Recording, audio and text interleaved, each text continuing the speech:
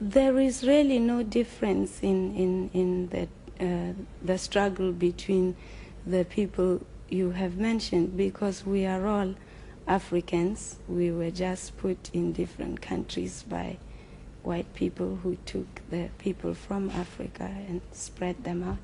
And it is true that our problems are the same. Now, saying that they are a minority, this really means nothing, because the white man, wherever he is, whether he is in the majority or the minority, he rules. It just shows you, it just proves to everyone that we just have to keep fighting. We just have to fight that much more, because it doesn't matter whether he's majority or minority, he's always on top. Which status are you aiming to between the whites and the Africans at the end, when you have won? That will depend on them.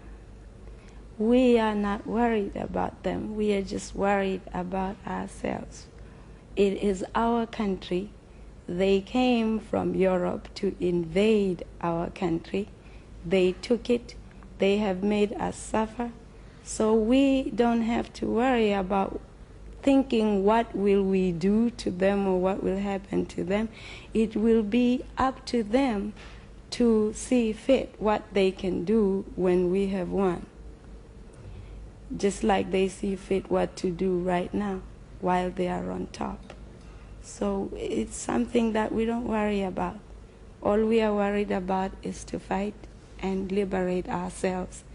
What will happen after that will depend, again, on the invaders. They could have come to our country and lived side by side with us.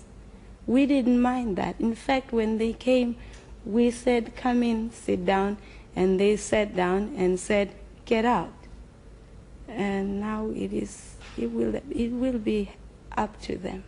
It is known that Africa only had black people. Europe had white people. Asia had yellow people.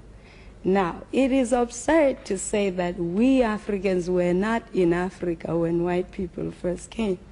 And secondly, the conqueror writes history.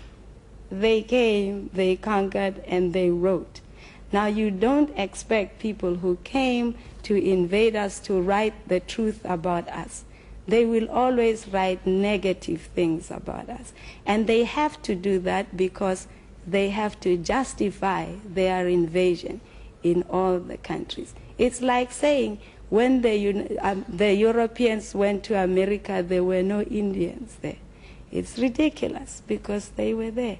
I know that my people were there.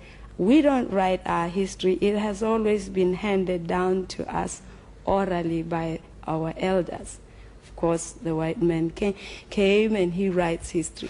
In fact, you don't know anything about any place until the white man gets there.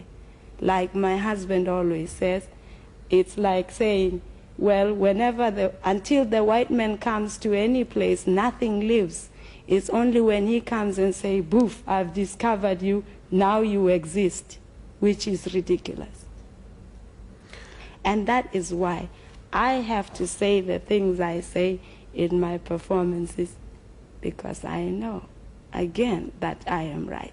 And because I am right, I know I will win, because the truth shall never be covered by lies.